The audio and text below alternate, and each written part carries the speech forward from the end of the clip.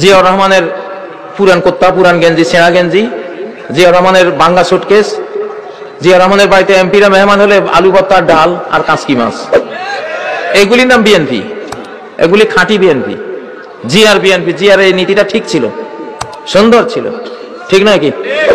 জিয়ার সাথে আমি হেজবুল বাহার জাহাজে 3 দিনের সফরে ছিলাম।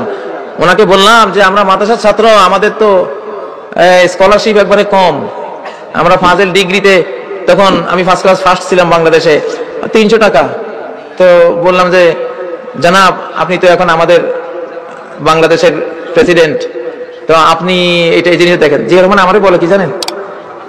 আচ্ছা তুমি বলো তো, ওলা তাশতারু বিআয়াতি সামানান কালিলা, এটার অর্থ কি? আমাকে উনি বললেন লা তাশতারু বিআয়াতি সামানান কালিলা, আমার আয়াতের বিনিময়ে স্বল্প মূল্য নিও না, মানে গোটা পৃথিবী নিলেও তো কম হবে।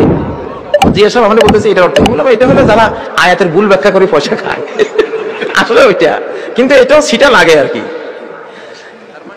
হেসে দিয়ে, আমরা তো তখন ছোট্ট বাচ্চা, আমার বয়স কত ছিল?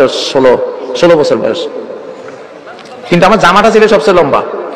ভার্সিটির একটা মেয়ে দেখে বলতেছে, কই এইটা এই বয়সে এত লম্বা জামা গায়ে দিয়েছে, বড় হয়ে কি করবে?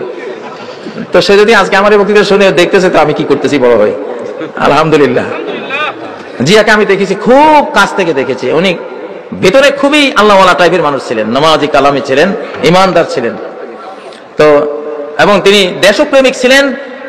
সারা পৃথিবীর মুসলিম রাজা বাদশারা, প্রেসিডেন্টরা তাকে খুব মূল্যায়ন করত। কাবার ভিতরে তিনি কাবাকে ঝাড়ু দেওয়ার তিনি সুযোগ পেয়েছিলেন। ইরান ইরাক যুদ্ধ বন্ধের দায়িত্ব প্রাপ্ত হয়েছিলেন, ঠিক নয় কি?